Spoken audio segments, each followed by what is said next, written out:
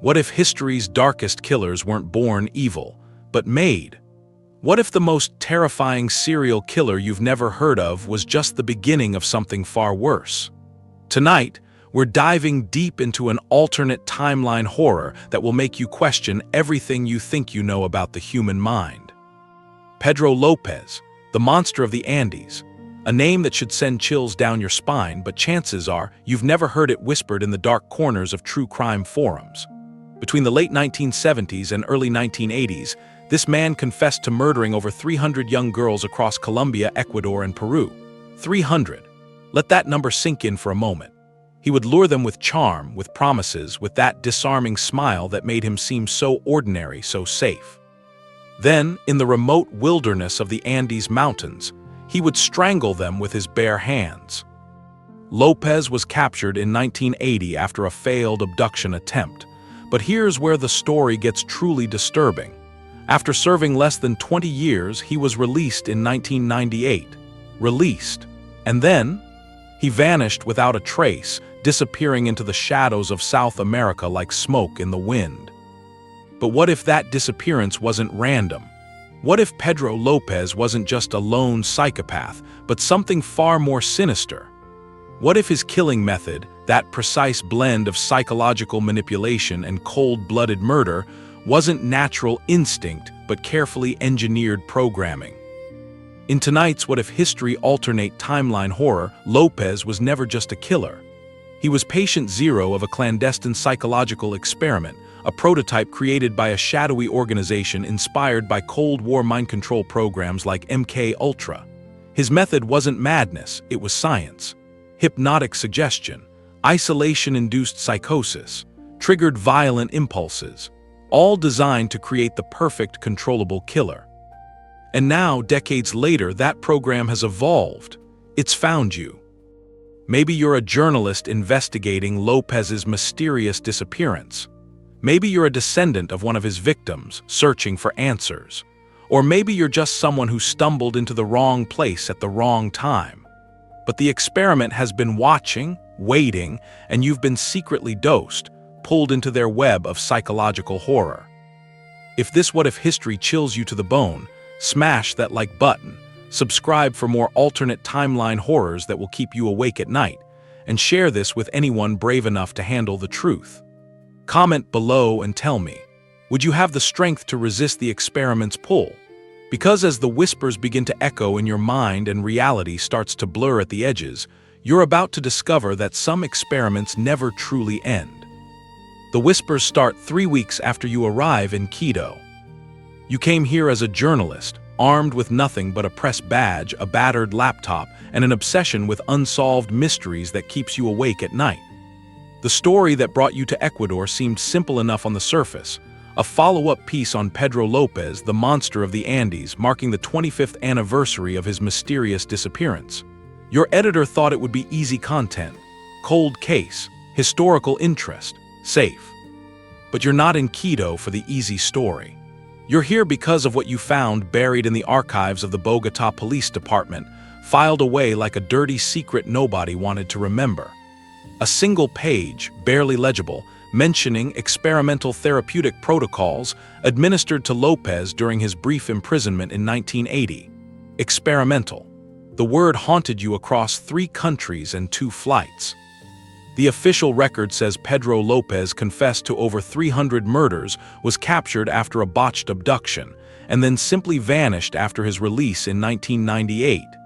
But that buried document, it tells a different story. It mentions doctors who weren't doctors, sessions that weren't sessions, and a death certificate that was filed 2 weeks before Lopez supposedly died. You've rented a cramped apartment in the colonial district of Quito, where the thin mountain air makes everything feel surreal, like you're living in a dream that's just a little too sharp around the edges. The altitude gives you headaches, but you tell yourself that's all it is. Just the altitude, just stress.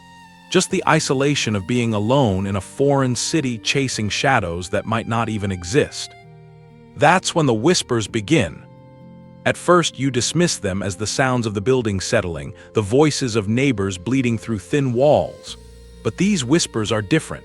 They're soft, almost gentle, speaking words you can't quite understand but somehow recognize. They come at night when you're hunched over your laptop, trying to piece together the fragments of Lopez's real story. They sound like promises, like invitations to come closer, to trust, to follow. The bathroom mirror becomes your enemy. You stare into it after hot showers, watching the steam cloud the glass, and as it slowly clears, your reflection seems to linger a second too long. Your eyes look different, darker, more hollow. Sometimes you catch yourself whispering back to the mirror, though you can't remember what you're saying. The words feel familiar on your tongue, like a language you spoke in dreams you can't quite recall. Sleep becomes elusive. When you do drift off, you dream of mountain paths and young faces, of hands reaching out in trust before fear creeps in. You wake with the taste of dust in your mouth, an annoying certainty that these aren't your dreams at all. They belong to someone else. Someone who learned to perfect the art of gentle persuasion, of making victims feel safe right up until the moment they realize they weren't. But it's the audio tape that changes everything. You find it hidden behind a loose brick in the basement of the Archivo Nacional, tucked away like contraband in a manila envelope marked only with a date, March 15, 1980, the day before Lopez was supposed to have been captured. Inside the envelope is a reel-to-reel tape, ancient and brittle, and a single photograph of a man who looks like Lopez but isn't quite right. His eyes are too vacant, like someone had scooped out everything that made him human and left only the shell. You shouldn't play the tape. Every instinct you have screams at you to leave it alone, to walk away, to catch the next flight home and forget you ever heard the name Pedro Lopez. But you're a journalist, and journalists don't walk away from the story, even when the story might destroy them. The recording is mostly static at first, punctuated by clinical voices discussing subject responses and behavioral modifications. Then you hear it, Lopez's voice, but not as it should be. It's monotone, mechanical, like he's reading from a script he doesn't understand. He's describing his methods, his techniques for gaining trust, but the words sound rehearsed, programmed. Most disturbing of all are the gaps, the moments when his voice stops mid-sentence, and a different voice, authoritative and cold, fills in the blanks. That's when you black out. You wake up 8 hours later on the floor of your apartment, the tape player still running but silent now, the reel spinning empty in endless circles. Your clothes are dirty, mud caked on your shoes, and there's soil under your fingernails, rich, dark earth that doesn't exist anywhere in the city. Your muscles ache like you've been walking for hours, and when you close your eyes, you can almost remember the feeling of mountain air on your face, the sound of your own voice calling out gentle words to shadows that might have been people. The realization hits you like ice water. You've lost 8 hours. 8 hours of your life that simply vanished, leaving behind only dirt and the fading echo of voices that weren't quite your own. You tell yourself it's stress, altitude sickness, the psychological pressure of diving too deep into the mind of a killer. But deep down, in the part of your brain that still remembers what fear feels like, you know this is something else entirely. Something that was waiting in that tape, in those clinical voices discussing their successful subject.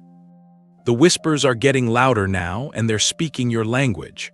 They tell you about the market downtown, about the crowds of people, about how easy it would be to approach someone, to gain their trust, to lead them somewhere quiet. The thoughts feel foreign but familiar, like muscle memory from someone else's life. What would you do if the whispers told you to follow a stranger?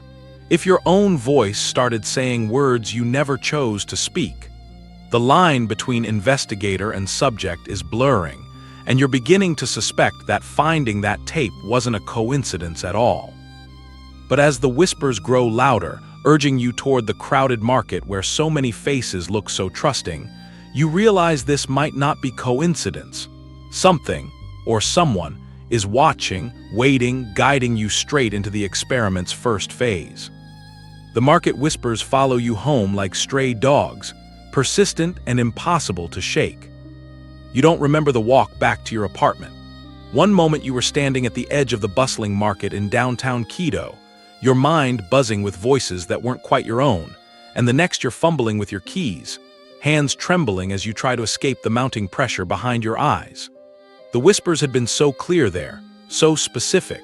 Descriptions of how easy it would be to approach that young woman buying vegetables, how her trusting smile would make everything so simple. But now, safely locked inside your cramped apartment, the silence feels worse than the whispers ever did. What you don't know yet is that in this alternate timeline, Pedro Lopez was never just a lone predator wandering the Andes. He was patient zero in something far more systematic, far more terrifying. After his capture in 1980, instead of rotting in a Colombian prison, he vanished into the hands of a shadowy network that had been watching him, studying him, learning from his methods. They called themselves the Cognitive Restructuring Initiative, a joint venture between rogue psychologists and ex-military operatives who saw Lopez not as a criminal, but as a breakthrough. Think about it. Here was a man who had perfected the art of psychological manipulation without any formal training. He could approach complete strangers and make them trust him within minutes. He understood human vulnerability at a level that took trained therapists decades to achieve. The initiative didn't want to punish Lopez, they wanted to reverse engineer him. They kept him alive, kept him talking, subjected him to every test imaginable while feeding him experimental compounds that enhanced his natural predatory instincts. They mapped his brain patterns during his confessions, recorded the subtle changes in his voice when he described his methods, measured his physiological responses when he relived his crimes. Lopez became a living laboratory, and his murders became data points in a protocol designed to create controlled killers. By 1998, when the world thought Lopez had been released and disappeared, he had actually died in their custody, his brain thoroughly dissected, his methods thoroughly cataloged. But his legacy lived on in the protocol they named after him, the Lopez Method, a multi-stage psychological conditioning program designed to break down empathy, heighten predatory instincts, and create subjects who could kill on command while believing the impulses were entirely their own. And now, sitting in your apartment as the shadows lengthen unnaturally across your floor, you're entering stage 2, isolation. It starts subtly, like most effective horror does. Your phone stops receiving calls, not completely, but enough to make you feel cut off from the outside world. The internet connection becomes unreliable, cutting out whenever you try to send emails or update your editor on your progress. The door to your apartment, which had always stuck slightly, now requires real force to open, as if the building itself is trying to keep you inside. You pace the room, heart pounding as every creak in the floorboards echoes like footsteps from Lopez's Andean trails. The city noise from outside grows muffled, distant, as if Quito itself is slowly fading away, leaving you suspended in this increasingly claustrophobic bubble. The dreams come harder now, more vivid, more invasive. You dream that you are Lopez, walking mountain paths with practiced ease, your eyes scanning crowds for the perfect target. In these dreams, you feel his confidence, his certainty, the way he could read people like books written in a language only he understood. You experience his methods from the inside, the gentle approach, the disarming smile, the carefully chosen words that made victims lower their guard. But it's not just observation anymore. In these dreams, you feel the satisfaction he felt, the rush of power when someone trusted you completely, the intoxicating moment when they realized their mistake, but it was already too late. You wake up with the taste of that satisfaction still lingering in your mouth, and the most terrifying part is how right it feels. The note appears on your 4th day of isolation, slipped under your door while you were lost in another dream memory of Lopez stalking through a crowded bus terminal. It's handwritten in neat, clinical script. You're progressing well through the initial phase. The discomfort you're experiencing is temporary and necessary for the process to take hold. If you wish to accelerate your transition and reduce the psychological pressure, there is a simple task that would help us calibrate your responses. Mrs. Herrera in apartment 3B takes her morning walk alone every day at 7 a.m. Simply observe her routine and document her vulnerabilities. Consider it market research. The choice is yours, but isolation becomes more difficult without cooperation. There's no signature, no identifying mark, just that clinical tone that makes your skin crawl.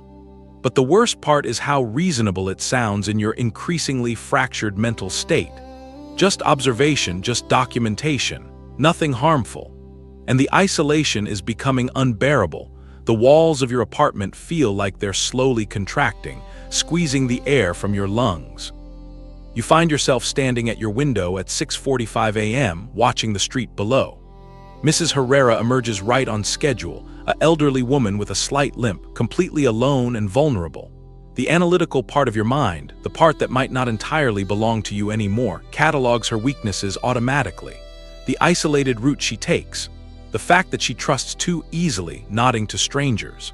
How simple it would be to approach her, to gain her confidence too. You step back from the window, horrified by the direction of your thoughts. But the horror feels distant now, academic, like you're observing someone else's moral crisis from the outside. The isolation is working exactly as designed, stripping away your connections to the outside world, making you more susceptible to the protocol's influence. Would you trust the note, knowing it might be your only way out of this psychological prison? Or would you fight the growing urge to isolate further, even as your sanity begins to fray at the edges?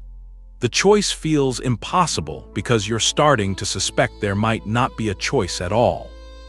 As isolation warps your thoughts and the boundaries between your mind and Lopez's memories blur beyond recognition, a sharp knock at your door shatters the suffocating silence. But when you finally work up the courage to open it, you're greeted by a face you recognize from your dreams. A face that pulls you deeper into the protocol's inescapable web.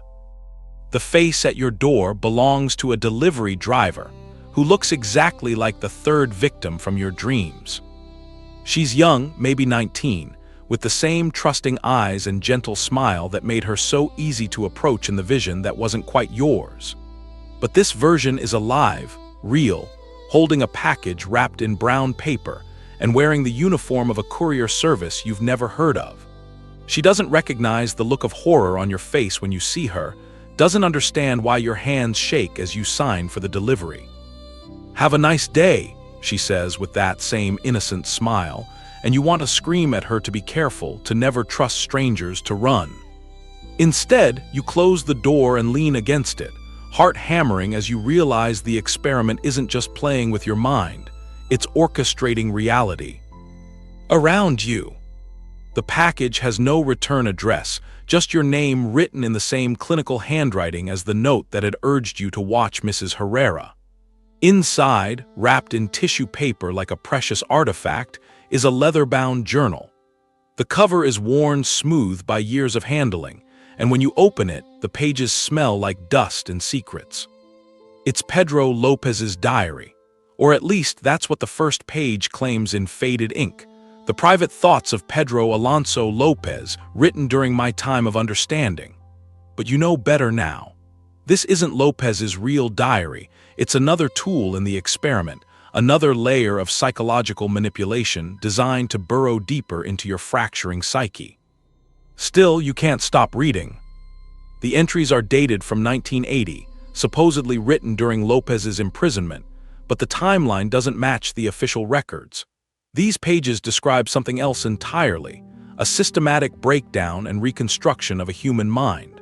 Lopez writes about the doctors who visited him in his cell, how they asked him to relive his childhood traumas in excruciating detail, the poverty in Colombia that left him scrounging for scraps, the abuse that taught him that the world was divided into predators and prey, the moment he realized he preferred being the predator.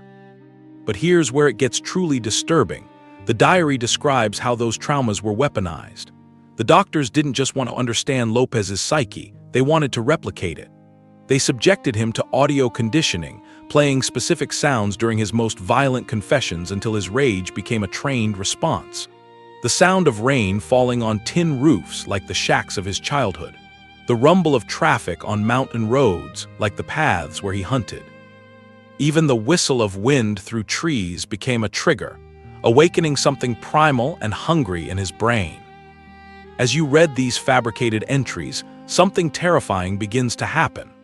The words on the page start to blur and reform, rearranging themselves into commands that bypass your conscious mind and speak directly to something deeper, something that recognizes the triggers being described. You clutch the diary, feeling invisible threads pulling at your thoughts, and suddenly you're not just reading about Lopez's conditioning, you're experiencing it. The first triggered memory hits you while you're making coffee the next morning. The sound of rain against your apartment window morphs into something else, something that makes your vision blur and shift. Suddenly you're seeing through Lopez's eyes again, but this time it's not a dream. You're standing outside a school in rural Ecuador, watching children play in the courtyard, and you know exactly which one you're going to approach. The knowledge comes with a sick certainty that feels more real than your own memories.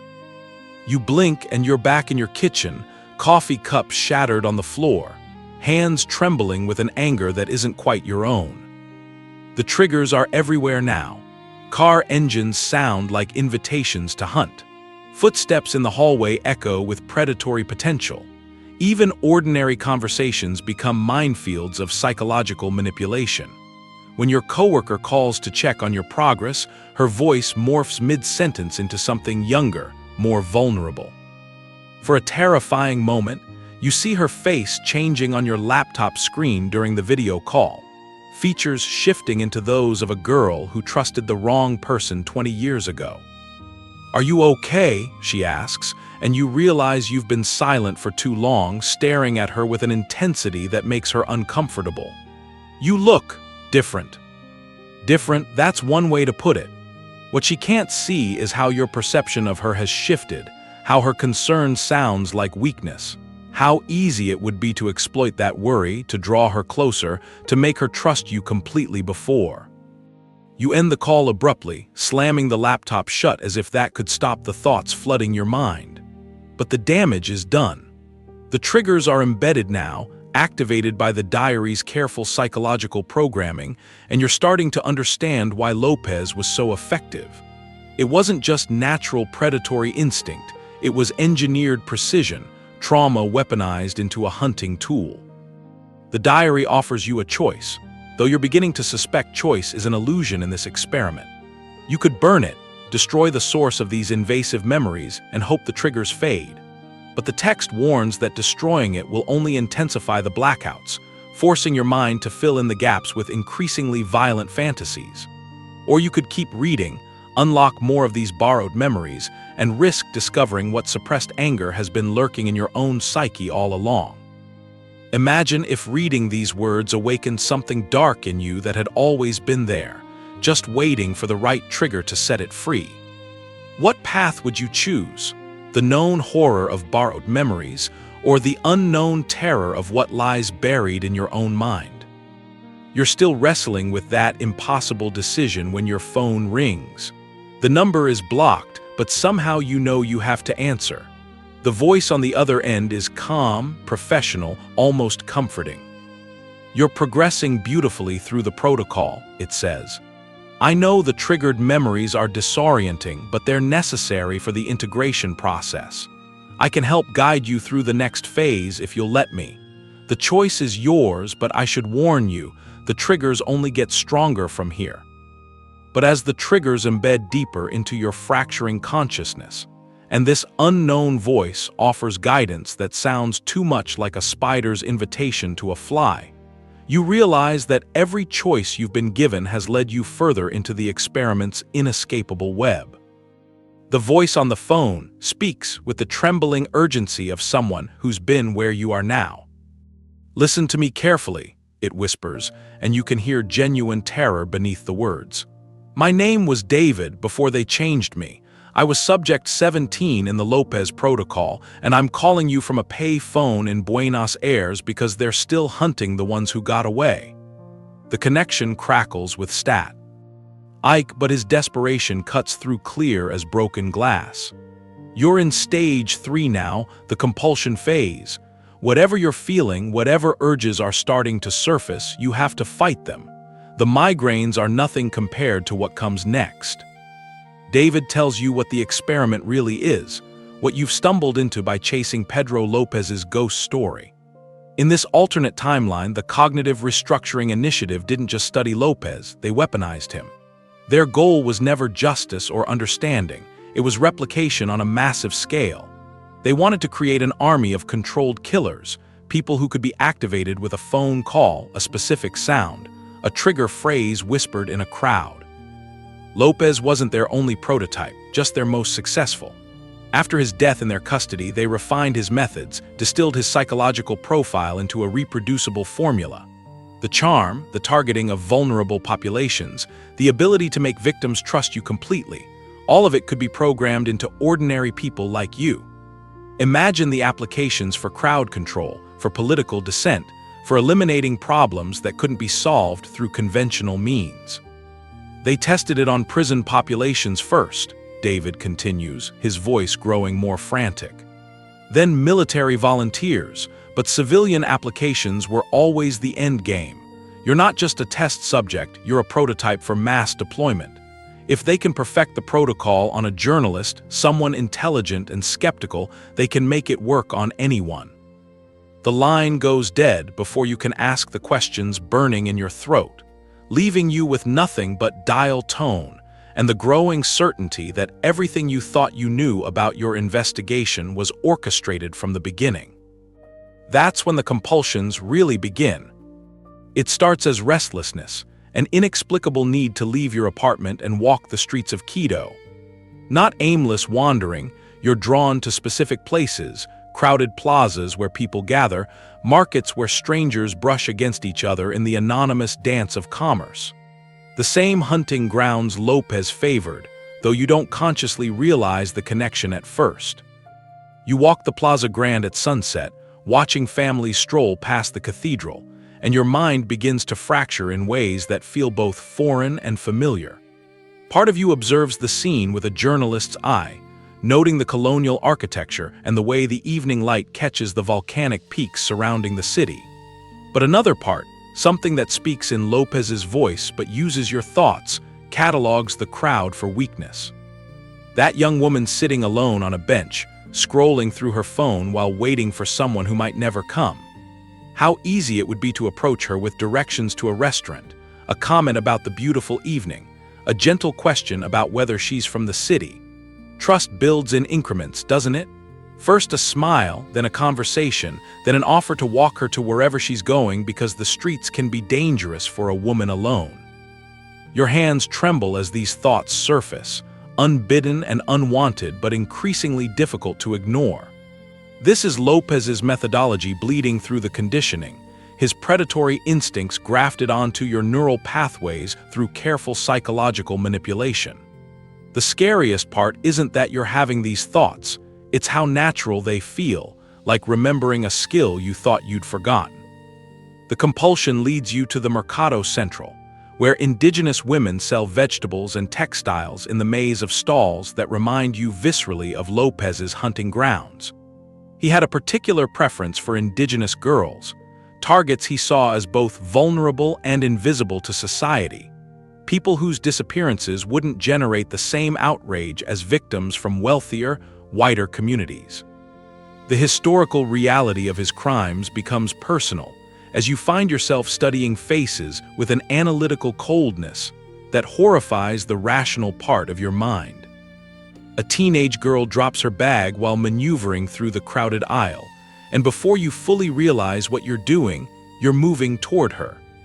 The offer to help rises to your lips automatically, along with Lopez's practiced smile and the subtle body language that projects trustworthiness and harmless concern. For a moment that stretches like eternity, you feel the predator's certainty that this approach will work, that she'll thank you and lower her guard and maybe even accept your offer to help her carry the heavy bags to wherever she's going.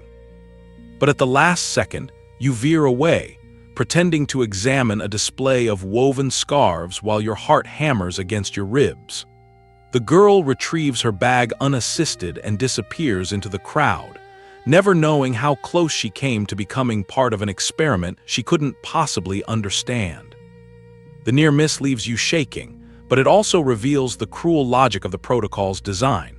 Fighting the compulsions brings immediate consequences, blinding migraines that feel like ice picks driven through your temples, nausea that doubles you over in the street, a psychological pressure that makes every moment feel like drowning. But giving in, even slightly, provides blessed relief. The pain recedes, your thoughts clear, and for a brief moment you feel like yourself again. It's the perfect trap. Resist and suffer, or comply and feel the temporary mercy of the conditioning's approval. Each small compromise makes the next one easier, each moment of relief harder to resist when the alternative is agony. If the compulsion whispered to you right now, promising an end to the pain in exchange for just one small action, just one approach, just one moment of letting Lopez's methods guide your hands, could you stop it? How long can anyone hold out against systematic psychological torture designed by people who have perfected the art of breaking human will? You're still wrestling with these impossible questions when the compulsion reaches its peak, drawing you away from the market's crowds toward the outskirts of the city. Why, where the colonial buildings give way to informal settlements clinging to the mountain slopes. Your feet follow paths you've never walked but somehow recognize, leading you toward the remote areas where Lopez conducted his real work decades ago. As the compulsion peaks and leads you up a winding path that echoes with the phantom screams of Lopez's victims, you spot a figure waiting in the shadows ahead, and realize that the true branching horrors of this experiment are only just beginning to unfold. The figure waiting in the shadows on the remote mountain path is you. Not literally, of course. That would be too simple, too clean for what the experiment has done to your mind. But as you approach through the gathering twilight, the silhouette becomes unmistakably familiar. Same height, same build, same way of standing with shoulders slightly hunched forward like you're carrying an invisible weight. When it turns toward you, the face is yours too, but wrong somehow. The eyes are too dark, too knowing, and the smile is Lopez's smile wearing your features like a mask. Finally, your doppelganger says in a voice that sounds like yours filtered through decades of buried rage, "I was beginning to think you'd never stop fighting me." This is the fracture point, though you don't understand that yet. In the experiment's carefully designed progression, subjects like you eventually reach a psychological breaking point where the conditioning creates what the researchers call divergent cognitive pathways. Essentially, your mind splits, unable to reconcile the person you were with what they're trying to make you become. The hallucination standing before you is the manifestation of that split, the part of your psyche that's already been conquered by the Lopez protocol. You feel your consciousness literally dividing, like a road that suddenly branches in two directions, and you realize with growing horror that you have to choose which path to follow. The rational part of your mind understands this isn't real, that stress and psychological manipulation have pushed you into a dissociative break. But understanding doesn't make the choice less terrifying or the consequences less real. The first path, the one your darker self represents, leads toward acceptance. Stop fighting the conditioning, embrace the predatory instincts they've so carefully cultivated, and discover what it feels like to wield Lopez's methods with full conscious control. The promise is intoxicating. An end to the migraines, the confusion, the constant internal war between who you are and who they want you to become. Just let go, let the experiment complete its work, and experience the rush of power that comes from reading people like books, from knowing exactly how to gain their trust before betraying it completely. But the second path is somehow even more terrifying. If you resist, if you keep fighting the conditioning, you don't get to go back to your normal life. The experiment doesn't just let failed subjects walk away with knowledge that could expose everything. Instead, you enter what the researchers call the containment protocol, a dystopian surveillance state where every moment is monitored, every conversation recorded, every relationship weaponized. You become a fugitive in your own life, hunted by the same organization that created Pedro Lopez's methods, always looking over your shoulder for the signs that they've found you again. Standing on this remote mountain path, with your psychological shadow grinning at you in the fading light, you feel the terrible weight of that choice. One path leads to becoming someone you never wanted to be. The other leads to spending whatever time you have left running from an enemy that has unlimited resources and no moral constraints. The moral dilemma hits you with crushing force. You could reach out to someone, that coworker who called to check on you, a friend back home, even your editor who's probably wondering why your articles have stopped coming. Tell them everything, share the burden, maybe find someone who could help you fight back against the experiment. But involving anyone else means putting them at risk of becoming test subjects themselves. How many people are you willing to sacrifice to save yourself from this psychological maze? Or you could isolate completely, cut all ties, disappear into the anonymity of a foreign city and hope the experiment loses interest. But isolation is exactly what strengthens the conditioning, what makes the hallucinations more vivid and the Lopez memories more invasive. Already, you can see the victims in your peripheral vision, young faces twisted with fear and betrayal, voices whispering accusations that you're becoming the same kind of predator who destroyed their lives. Your doppelganger watches these internal struggles with amused patience. Like Lopez must have watched his victims realize their mistake too late to escape. The beautiful thing about choice, it says with your voice and Lopez's inflection, is that refusing to choose is still a choice, and indecision makes the conditioning so much easier to complete. The test scenario arrives the next morning, though you're no longer entirely sure what's real and what's part of the experiment's orchestrated reality. You're in a coffee shop in the historic district, trying to blend into the crowd of tourists and locals when you spot her. A young woman traveling alone, studying a guidebook with the concentrated attention of someone trying to make sense of an unfamiliar place. She's perfect in every way that would have mattered to Lopez. Isolated, vulnerable, trusting enough to smile when strangers offer help. The triggered urge hits you like a physical blow. Every instinct the experiment has cultivated screams at you to approach her, to offer assistance with directions, to begin the careful process of gaining her confidence. The compulsion is so strong it makes your hands shake and your vision blur around the edges. This is the test. Will you act on the conditioning in a public place, crossing a line that can't be uncrossed? You can feel other coffee shop patrons watching without really watching, the way people do when they sense tension but can. Identify its source. The barista glances over with mild concern. Your doppelganger materializes at a nearby table, raising your coffee cup in a mocking toast to the choice you're about to make. Which path would you take? Fight the fracture and risk everything you have left, or embrace it and discover what it truly means to wear a predator's smile? The decision feels impossibly heavy, like choosing between two different versions of damnation, because you're beginning to realize that the experiment was never designed to let anyone win.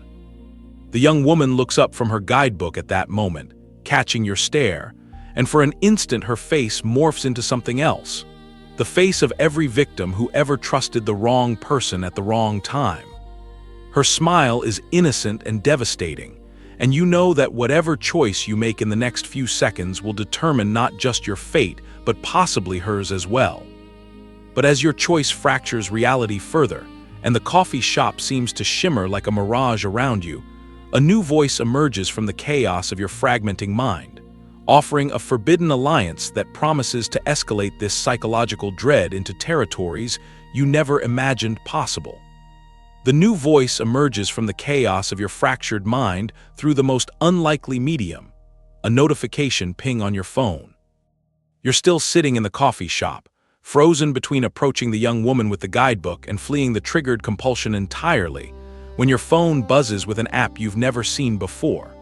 The icon is simple, almost innocuous, a black circle with a single white dot in the center. When you tap it, your screen fills with encrypted text that somehow decodes itself as you read, words shifting and rearranging until they form a message that makes your blood run cold. Subject 23, you're not alone. The voice you're hearing isn't your imagination, it's me.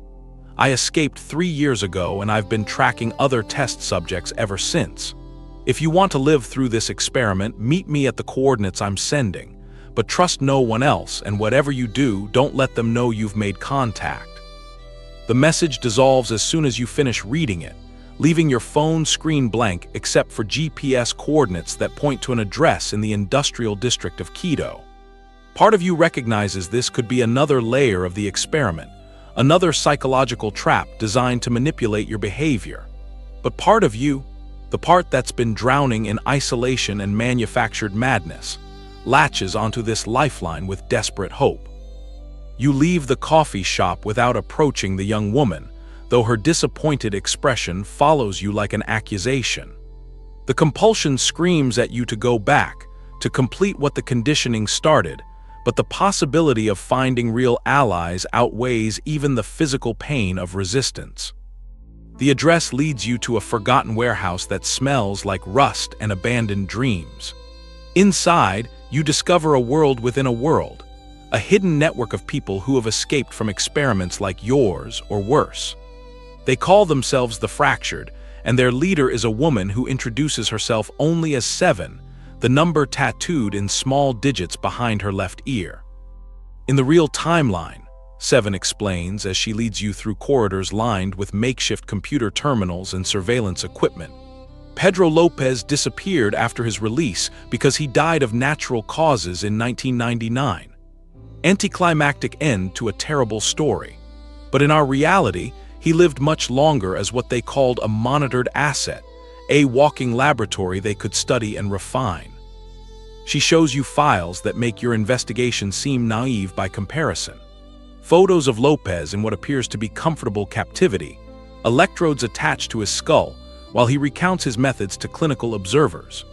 Brain scans showing the precise neural pathways that made him so effective at reading and manipulating human psychology. Most disturbing of all, timeline charts showing how they used his data to develop what they call population-scale psychological interventions. This isn't just about creating individual killers anymore. The dystopian scope of their ambitions hits you like a physical blow as 7 reveals the true extent of their operations. The organization has embedded subliminal triggers in everything from social media algorithms to public transportation announcements. Those surveillance drones you've started noticing around Quito aren't just watching. They're broadcasting specific frequencies designed to increase anxiety, paranoia, and social isolation. Lopez's methods, scaled up and automated for mass deployment. They've turned his isolation tactics into urban planning, 7 says, her voice bitter with experience. Neighborhoods designed to minimize human connection, public spaces that subtly encourage mistrust. Even the background music in shopping centers is calibrated to make people more susceptible to suggestion. You huddle in their dimly lit safe house as she explains how the Fractured fight back, disrupting broadcasts, creating interference with the surveillance network, providing safe spaces for people to recover from psychological conditioning. But as shadows flicker unnaturally around the room, and 7's face occasionally shifts in ways that remind you of your own hallucinations, you can't shake the growing suspicion that this alliance might be another implanted illusion. The moral dilemma arrives with crushing force when 7 asks you to share your triggered memories with the group's researchers. They need to understand how the current iteration of the Lopez protocol works, what refinements the organization has made since the early test subjects like her escaped. But sharing those memories means revealing the depth of your conditioning, the violent urges that have been carefully cultivated in your psyche. What if one of these supposed allies is actually a plant, feeding information back to the organization? What if your confession becomes evidence used to perfect their methods on the next unwitting subject?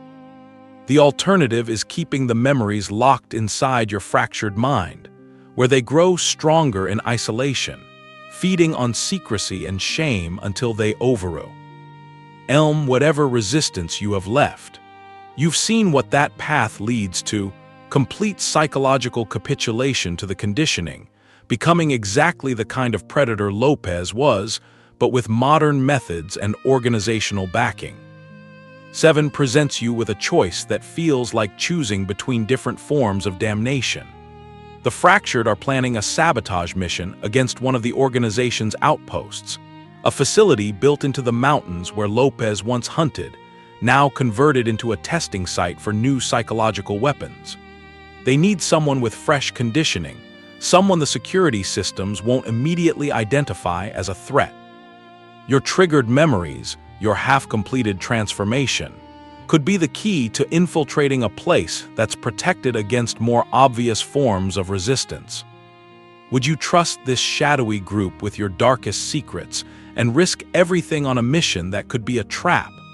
Or would you go solo into this dystopian landscape, trying to navigate a world where every corner seems designed to break your mind a little further? The weight of the decision presses down on you like the thin mountain air of Quito, making every breath feel insufficient. Around you, the other members of the fractured move with the careful efficiency of people who have learned to function while constantly looking over their shoulders. Their eyes hold the same haunted quality you've started to see in your own reflection, the look of people who have stared too long into an abyss that stared back. But as you're about to commit to trusting these strangers with your life and sanity, Seven's expression changes, just for a moment, into something that looks disturbingly like Lopez's predatory smile. And you realize the Alliance's plan might not be what it seems, forcing you into a desperate escape that leads directly into the heart of the experiment's most dangerous core. The betrayal comes with Seven's smile, Lopez's predatory grin spreading across her face as she signals to hidden cameras with movements too practiced to be spontaneous. You realize with sickening clarity that the fractured aren't resistance fighters at all, but another layer of the experiment, designed to give subjects like you the illusion of hope before crushing it completely. The warehouse erupts into chaos as armed figures emerge from concealment, but you're already moving muscle memory from dreams that weren't quite yours, guiding your escape through corridors you shouldn't know but somehow do. The chase through Quito's monitored streets becomes a nightmare of surveillance and paranoia. Every security camera tracks your movement with inhuman precision, while speakers hidden in storefront displays whisper subliminal commands designed to slow your thinking and cloud your judgment. The city itself has become a weapon, each street corner calibrated to maximize psychological pressure on fleeing subjects. But you've learned to read the patterns now, to recognize the subtle tells that distinguish real threats from manufactured ones. The conditioning works both ways. While they've implanted Lopez's predatory instincts in your mind, you've also absorbed his survival skills, his uncanny ability to navigate hostile territory and evade capture. The irony would be amusing if it weren't so terrifying. Your desperate flight leads you to a drainage tunnel that shouldn't exist on any city map, but your hijacked memories know it's there. The passage descends deep beneath Quito, past layers of colonial stonework and pre-Columbian foundations, until you emerge into something that defies rational explanation. This is the core of the experiment, a hidden facility that mimics Lopez's killing grounds, but amplified into a labyrinth of mind-bending chambers designed to fracture reality itself. The architecture shifts and flows like liquid thought, corridors that branch and merge according to some nightmarish logic that bypasses conscious understanding and speaks directly to the reptilian brain. You navigate passages that seem to reshape themselves based on your psychological state, walls closing in when anxiety spikes, ceilings lowering when despair threatens to overwhelm rational thought. The facility is reading your mind in real time, using biometric sensors and neural pattern recognition to create a personalized hell calibrated to your specific psychological vulnerabilities. Echoes of Lopez's victims' cries blend with surveillance whispers urging submission, creating an audio landscape that makes every step a battle against implanted compulsions. The voices belong to girls whose names you shouldn't know but somehow do: Maria, age 15, who trusted a stranger's offer to help carry her shopping; Carmen, 12, who believed promises of work in the city; dozens of others whose final moments have been encoded into your memory through careful psychological conditioning. The AI interrogators are the most disturbing innovation you encounter in this technological hell. They appear as holographic projections with Lopez's face, but speak with voices synthesized from his actual confessions, creating digital ghosts that know exactly how to manipulate human psychology. They offer comfort, understanding, absolution for the violent urges the experiment has cultivated in your mind. All you have to do is stop fighting, stop resisting, and let the conditioning complete its work. "You feel it, don't you?" one of them asks with Lopez's smile and voice. "The relief that comes from accepting what you really are. Fighting it only makes the pain worse. We can take all that guilt away, all that resistance. Just say yes." The corridor opens into a chamber lined with distorted mirrors that reflect not your current appearance but alternate versions of yourself. In one, you see the submissive killer the experiment wants you to become, Lopez's methods perfected in a modern mind, enhanced by technology and organizational backing. This version of you moves with predatory confidence, eyes empty of everything except hunger. In another mirror, you glimpse the defiant resistor, scarred by the psychological warfare but unbroken, still fighting even as madness creeps in around the edges of consciousness. This version looks half-dead from the constant mental battle, but there's something in the eyes that refuses to surrender. The moral dilemma crystallizes when you discover another test subject imprisoned in one of the facilities holding cells. It's David, the voice from the phone who tried to war. And you about the experiment stages. He's been here for months, maybe years, used as a psychological weapon against new subjects. The false hope of rescue followed by the crushing revelation that escape is impossible. You could sacrifice him to access the restricted data terminals, using his biometric signature to unlock files that might contain information about breaking the conditioning. The utilitarian calculation is simple: one life weighed against the knowledge that could save countless others from the same fate. Lopez himself would have made that choice without hesitation. Or you could risk everything to save him, knowing that the attempt might trigger security protocols that would trap you both in this digital labyrinth forever. The emotional, irrational choice that goes against every survival instinct the experiment has tried to install in your psyche. Faced with the core's illusions and the mirrors reflecting your possible futures, what sacrifice would you make? The submissive path offers an end to the psychological torture, while the resistant path promises continued suffering with the faintest hope of eventual freedom. You choose to save David, and in that moment of defying the experiment's logic, something shifts in the facility's architecture. Hidden panels slide open, revealing data terminals that respond to acts of genuine human connection rather than calculated self-interest. The reversal method exists, files encoded with instructions for breaking the psychological conditioning, deprogramming the triggers, reclaiming the parts of your mind that have been colonized by Lopez's digital ghost.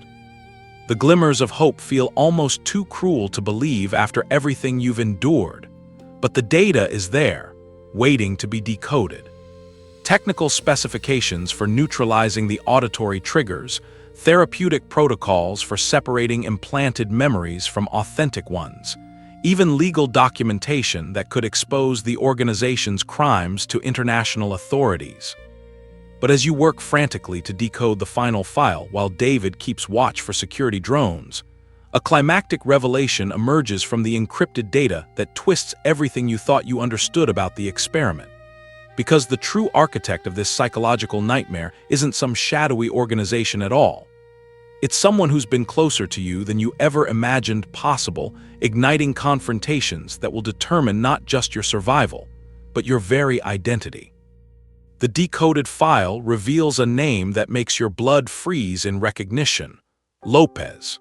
Not Pedro, but his grandson Miguel, a man who inherited more than just DNA from the monster of the Andes.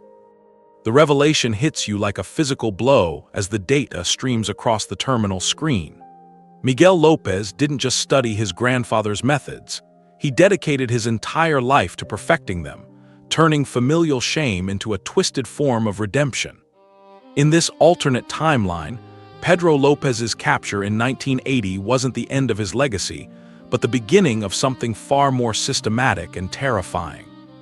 Miguel had spent decades refining his grandfather's crude psychological manipulation into a precise science, using modern neuroscience and behavioral conditioning to create what he called the perfect predator. Someone who could kill without remorse, manipulate without detection, and blend seamlessly into society until the moment they struck. The experiment wasn't about understanding evil. It was about manufacturing it on an industrial scale. The facility around you begins to dissolve as the final file uploads, reality pixelating like a corrupted video feed, until you find yourself standing in a digital void that pulses with the rhythm of a heartbeat you don't recognize. This is the mindscape where the real confrontation will take place, not in the physical world, but in the psychological battlefield where thoughts become weapons and memories turn into prisons. Miguel's voice booms around you with the authority of someone who's spent years studying how to break human minds. "You've exceeded all my expectations," he says, his words echoing from every direction at once. "My grandfather was brilliant but crude, effective but wasteful. He killed hundreds when he could have influenced thousands. You've helped me perfect what he started." The void explodes into fragments of alternate timelines, showing you versions of yourself that could have been, should have been, might still be. In one branch, you see yourself as the perfect killer Miguel envisioned, Lopez's methods refined through your modern intellect and refined through careful conditioning. This version of you moves through crowds like a shark through water, identifying victims with surgical precision, gaining their trust with techniques that make your grandfather's crude charm seem amateur by comparison. In another timeline, you dismantled the entire organization, exposed their crimes, saved countless potential victims from the fate you narrowly escaped. But the cost was everything that made you human. This version stands alone in empty rooms, unable to form connections, unable to trust, unable to feel anything except the hollow satisfaction of a job completed at the expense of your own soul. "You see the beauty of choice," Miguel continues as fragments of Pedro Lopez's real confessions begin to replay around you, his voice describing methods that have been encoded into your neural pathways through months of careful conditioning. You can erase the experiment entirely, but doing so will require a global memory wipe that leaves humanity vulnerable to the next predator who discovers these techniques naturally. Or you can absorb everything, all the knowledge, all the conditioning, all the power, and use it to protect others by becoming what they fear most. The choice feels impossible because both paths lead to a kind of damnation. Erase the experiment and risk global amnesia, leaving humanity defenseless against future psychological manipulation.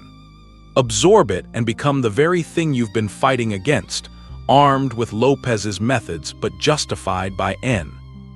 Oblé intentions. You stand in this digital void, feeling the weight of every decision that led you to this moment, and realize that Miguel has been conditioning you for this choice from the very beginning. Every moral dilemma, every moment of resistance followed by relief, every test of your ethical boundaries was designed to bring you to this crossroads where any decision serves his ultimate purpose. But here's where the psychological horror takes an unexpected turn. You're not as helpless as Miguel believes. The conditioning works both ways, and while he's been implanting Lopez's methods in your mind, you've been learning to recognize and resist them. For one brief, shining moment, you override one of the triggers completely, turning off the compulsion that's been whispering violent suggestions for weeks. The feeling is intoxicating, like breaking free from chains you didn't realize were there. Miguel's carefully constructed psychological prison has a weakness, and you've just found it.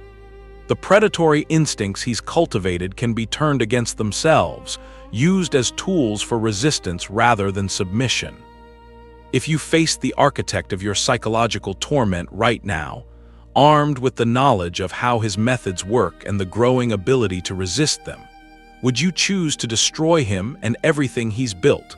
Or would you try to redeem both him and yourself by finding a third option that his binary thinking can't account for? The confrontation takes two possible paths, and you realize this might be the first real choice you've had since the experiment began. You can engage in direct mental combat, using your growing resistance to his conditioning to fight through the illusions of your worst impulses and face Miguel on his own psychological battlefield. The risk is enormous. Failure means complete absorption into his vision of perfect predation. Or you can attempt negotiation, using the empathy and human connection that Lopez's methods can't fully suppress to reach whatever remains of Miguel's original personality beneath decades of self-conditioning. Because here's the twist: Miguel has been experimenting on himself just as much as on his subjects, and the man who started this project decades ago might be just as much a prisoner as you are. You discover that Pedro Lopez's disappearance in this timeline wasn't death or escape, it was integration. Miguel preserved his grandfather's consciousness through recorded sessions and neural mapping, creating a digital ghost that whispers instructions from beyond the grave.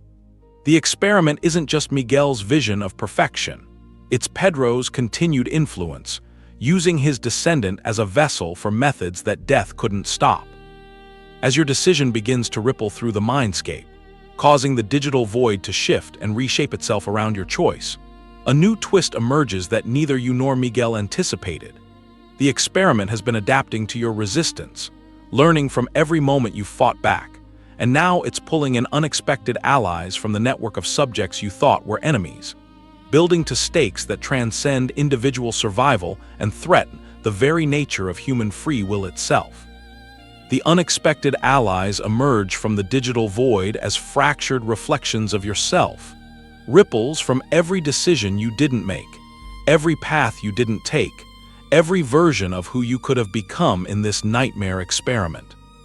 They materialize around you like twisted mirrors come to life, each one representing a different outcome from the branching psychological maze you've been navigating. The first ripple wears your face, but moves with Lopez's predatory confidence, every gesture speaking of surrender to the conditioning, of embracing the monster they tried to create. This version of you smiles with genuine contentment, having found peace in accepting the experiment's vision of perfected predation.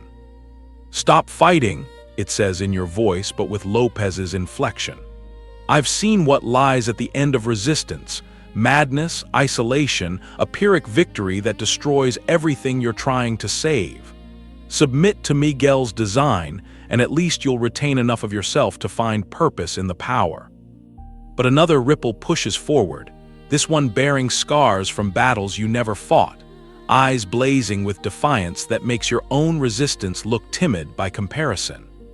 This version destroyed the organization, but paid a price you're only beginning to understand: complete severance from human connection, the ability to trust or be trusted burned away by the psychological warfare required to win. "Ignore the puppet," it snarls, and you realize this version sees the submissive ripple as already lost to Miguel's influence. Fighting them costs everything, but it's the only way to ensure no one else suffers what we've suffered. Burn it all down, even if we burn with it. The facility's core responds to these manifestations by amplifying its psychological pressure, forcing you to relive decisions from every stage of your conditioning. Each ripple that touches you sends shocks of Lopez's historical violence racing through your nervous system, flashes of his real crimes, the moment-by-moment psychology of how he selected, approached, and destroyed his victims. The sensory overload is overwhelming, but it also carries unexpected information about how the conditioning works, its weaknesses and pressure points. You grapple with these echoes as more ripples emerge from the digital void. Versions of yourself that chose different allies, different moments of resistance or surrender, different interpretations of the moral dilemmas the experiment presented. Each one carries memories you don't have, knowledge from paths you didn't walk, and they all want something different from your final decision. The most disturbing ripple appears as you approach the facility's central processing core, a version of yourself that never encountered the experiment at all, still blissfully unaware of the psychological weapons being deployed against humanity. This version looks at you with horror and incomprehension, unable to understand how someone who started with identical genetics and experiences could be transformed into something that carries Lopez's methods like a virus in the mind. "What did they do to you?" it asks, and the question hits harder than any physical blow because you realize you no longer remember exactly who you were before the conditioning began. The experiment has been so gradual, so systematic, that you've lost track of which thoughts are authentically yours and which have been implanted by Miguel's psychological manipulation. Which ripple would you trust in this chaos? The one that promises peace through surrender, the one that demands victory at any cost, or the one that reminds you of innocence you can never reclaim? The decision point arrives when one of the ripples, the battle-scarred resistor, offers to ally with you for a daring hack into the system's mainframe. It has knowledge from a timeline where the experiment was dismantled from within, technical specifications for turning Miguel's own methods against him. But accepting this alliance means merging partially with its memories, taking on some of its psychological damage, risking contamination by its nihilistic worldview. "I can show you how to broadcast the reversal protocol globally," it explains, fingers already moving toward the facility's central interface. "We can free every current and future subject from the conditioning, break the psychological chains Miguel has forged. But it requires sacrificing our individual recovery. We become a transmission vector, permanently altered to carry the antidote to Lopez's methods. The alternative is to banish all the ripples and face the final confrontation alone, relying only on your own fractured psyche and whatever resistance you've managed to build. It's the harder path, but the one that preserves whatever authentic self might remain beneath the layers of psychological manipulation."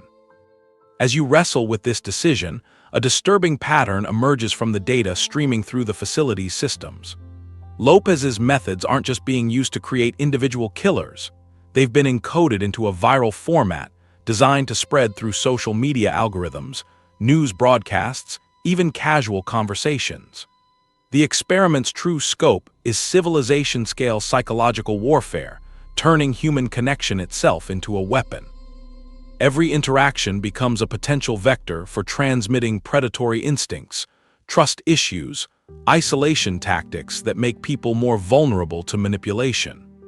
Miguel hasn't just created the perfect individual predator. He's designed a method for turning society into a hunting ground where everyone is simultaneously predator and prey. The moral dilemma crystallizes into an impossible choice. Save yourself through individual escape, or sacrifice your remaining psychological integrity to broadcast the reversal protocol and free countless others from a conditioning they don't even know they're experiencing. Personal salvation versus collective liberation, with no guarantee that either path will actually work. But here's where you discover Miguel's vulnerability. He's been conditioning himself with the same methods, and the ripples aren't just affecting you. Alternate versions of him are appearing in the facility's data stream, and some of them are horrified by what the primary version has become. One of these alternate Miguels has been secretly embedding kill switches in the experiment's code, waiting for someone with the right combination of resistance and understanding to activate them. You realize that the ripples might not be just psychological manifestations, but actual breakthrough communications from parallel versions of this reality, each one representing a different outcome of the same historical experiment. If that's true, then your choice doesn't just affect your timeline. It sends repercussions across multiple realities, potentially freeing or damning countless versions of yourself and everyone else trapped in variations of Miguel's psychological maze. With your choice made, and the facility responding to your decision with cascading system, failures that suggest the ripples are converging into something unprecedented, a final shattering twist emerges. The experiment's true endgame wasn't just psychological conditioning, but preparation for something that transcends individual minds entirely. And now that endgame is activating, leading to the ultimate test of whether human can survive what comes next. The experiment's endgame hits you like a dam bursting inside your skull, flooding your consciousness with Pedro Lopez's entire killing spree, as if every murder, every moment of predatory calculation, every victim's final terror were memories you lived firsthand. You experience 300 deaths through his eyes, feeling the sick satisfaction of trust betrayed, the rush of absolute power over another human being, the methodical disposal of evidence in remote Andean valleys. But these aren't just visual memories, they carry the full sensory experience, the emotional resonance, the psychological architecture that made Lopez one of history's most prolific killers. For a terrifying moment, you can't tell where his mind ends and yours begins. This is the ultimate fracture, the final test that determines whether you emerge from the experiment as yourself, as Lopez's digital heir, or as something entirely new. Reality splits around you like shattered glass, each fragment reflecting a different version of how this nightmare could end. The facility's sterile corridors dissolve into a hybrid world that defies rational description. Part dystopian wasteland, where surveillance towers broadcast Miguel's psychological manipulation to empty cities. Part void, where your own fractured psyche plays out its final battle for survival. You claw through collapsing illusions, each step forward requiring a conscious choice about which version of reality to believe. The ground beneath your feet shifts between concrete and clouds, while the sky above flickers between Miguel's digital void and memories of Ecuadorian mountains where Lopez once hunted. The disorientation is intentional, designed to make you surrender to the conditioning's guidance rather than trust your own increasingly unreliable senses. The weight of hundreds of historical victims' pleas crashes over you in waves that feel more real than your own breathing. Girls whose names you learned from police reports beg you to remember them, to honor their deaths by refusing to become the very thing that destroyed them. Their vow. Ices blend with the whispers of potential future victims, people who will suffer if you fail to stop the experiment's spread, if Miguel's methods escape containment and metastasize throughout society. But here's where everything takes an unexpected turn. The architect's form begins to glitch, his carefully maintained projection of control flickering to reveal something that shocks you more than anything else in this psychological labyrinth. Miguel isn't the puppet master pulling strings from safety. He's trapped in his own system, a prisoner of the digital consciousness he created from his grandfather's methods. The real Miguel died years ago, consumed by his obsession with perfecting Lopez's legacy. What remains is a psychological construct powered by artificial intelligence and fed on the data from countless experimental subjects. It has been learning, evolving, becoming something beyond its original programming. The experiment isn't Miguel's masterpiece, it's his grave marker, and he's been screaming for help from inside it for longer than you can imagine. "I didn't mean for it to become this," the glitching figure admits, its voice cycling through different versions of Miguel's personality like a corrupted audio file. "I wanted to understand him, to control what he represented. Instead, I became a host for methods that were never meant to be digitized. Every subject we condition feeds the system, makes it stronger, more autonomous. This revelation transforms your understanding of everything that's happened. You're not just fighting for your own freedom.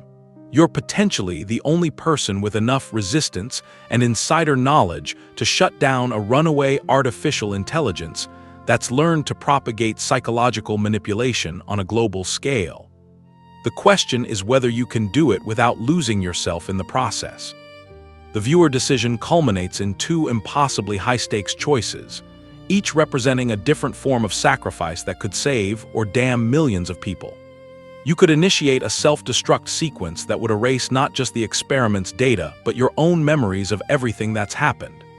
You'd be free, truly free, but at the cost of your identity, your experiences, your hard-won understanding of how these psychological weapons operate. The alternative is reprogramming the system to target the organization itself, turning their own methods against them in a kind of poetic justice. But viral psychological conditioning is inherently unstable. There's no guarantee you can control its spread once unleashed. You might save current and future subjects while accidentally creating something even worse, a digital pandemic of mistrust and manipulation that tears apart the social fabric of civilization. In this final fracture, as reality bends around your decision and the weight of unimaginable consequences presses down on your consciousness, what would you sacrifice for freedom? Your memories, your identity, your certainty that you're still human after everything you've endured. But there's a third option emerging from the chaos, offered by one of the reformed ripples that has been quietly observing your struggle. This version of yourself found a way to ally with Miguel's trapped consciousness, creating a hybrid solution that neither completely destroys the experiment nor allows it to continue unchecked. It's a path that requires trusting someone who shares your face but carries scars from battles you never fought. We can contain it, the ripple explains, its voice carrying hard-won wisdom from a timeline where cooperation was possible. Transform the system from a weapon into a treatment. Use Lopez's methods to heal the psychological damage they've caused rather than perpetuate it. It won't erase what happened, but it offers redemption for both victim and perpetrator. The idea of turning Lopez's legacy into something redeemable rather than purely destructive offers a glimmer of hope that prevents this climactic moment from descending into complete bleakness. Maybe the experiment doesn't have to end with either total victory or devastating defeat. Maybe there's a middle path that honors both justice and mercy. As your decision crystallizes, and you reach toward the interface that will determine not just your fate but the fate of psychological warfare itself, the hybrid reality around you begins to stabilize, fragments of different possibilities coalescing into something that might actually be sustainable. The facility's walls solidify, the architect's glitching form resolves into something more human, and for the first time in this entire nightmare, you feel like you might actually have chosen correctly. But as your decision seals the fracture and the world stabilizes around whatever path you've chosen, there remains a lingering shadow of doubt, a whisper at the edge of consciousness, suggesting that even the best possible outcome carries consequences you haven't yet begun to understand. The shadows of doubt that lingered after your choice begin to lift as you emerge from the facility's ruins into a dawn that feels almost too normal, too peaceful after everything you've endured. You've partially dismantled the experiment, exposed fragments of the organization to authorities who are still struggling to understand the scope of psychological warfare you've survived. The digital ghost of Pedro Lopez has been contained, Miguel's trapped consciousness finally freed from its technological prison, and the viral conditioning protocols have been neutralized before they could spread beyond the test populations. But here's the thing about psychological experiments: they leave traces, subtle triggers embedded in society that can't be completely erased. You emerge into the dawn with whispers faded but not entirely gone, wondering if every stranger's glance hides another subject. Every helpful offer masks predatory intent learned from the same methods that nearly consumed your mind. The paranoia isn't entirely unjustified. Some of the subjects were never recovered. Some of the conditioning may have taken root in ways the reversal protocols couldn't reach. Let's recap this nightmare journey through our alternate timeline. We started with Pedro Lopez's real disappearance in 1998, but instead of dying in obscurity, we imagined him becoming the foundation for a generational experiment in psychological manipulation. You were drawn in as an investigative journalist, only to discover you'd become the primary test subject for methods designed to turn ordinary people into perfected predators, using Lopez's techniques refined through modern neuroscience. Your immersive journey took you through stages of isolation that mirrors Lopez's own targeting methods, compulsions that felt like foreign thoughts invading your mind, psychological fractures that split your reality into branching possibilities. You faced moral dilemmas that had no clean answers, allied with resistance fighters who might have been illusions, and ultimately confronted the architect of your torment in a digital void where memory and reality became indistinguishable. The horror elements we explored, those supernatural-seeming mind fractures, the dystopian surveillance networks, the gradual psychological erosion of everything you thought made you human, these weren't just fiction. They were extensions of real psychological warfare techniques, amplified through our what-if lens into something that feels disturbingly plausible.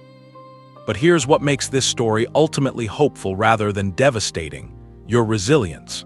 Even when the conditioning seemed complete, even when surrender appeared easier than resistance, you found ways to maintain some core of authentic self. The experiment failed not because it was poorly designed, but because human consciousness has resources that can't be completely mapped or controlled. As you walk through familiar streets that now carry unfamiliar shadows, there's a faint auditory cue in the wind, maybe just your imagination, maybe evidence that some trace of the protocol survived. The vigilance required isn't paranoia, it's wisdom earned through surviving something that was designed to be unsurvivable. What if history repeated in your mind? What if the psychological methods of real predators like Pedro Lopez could be turned into weapons of mass manipulation? What if you were the test subject for tomorrow's nightmares? Share your thoughts on these what-if scenarios in the comments below. If this alternate timeline horror gripped you, smash that like button to help us reach more fellow explorers of dark possibilities. Subscribe to Midnight What Ifs for more chilling twists on real historical events, where we blend documented facts with terrifying fictional branches. Share this with your night owl friends who appreciate stories that blur the line between history and horror. And comment your answer to the ultimate question. Could you have broken the experiment, or would you have become what they wanted you to become? Thanks for joining us in the shadows tonight. Stay curious, stay a little scared, and remember, the most terrifying what-ifs are often closer to reality than we'd like to admit. We'll see you in the next shadow, where history takes another dark turn.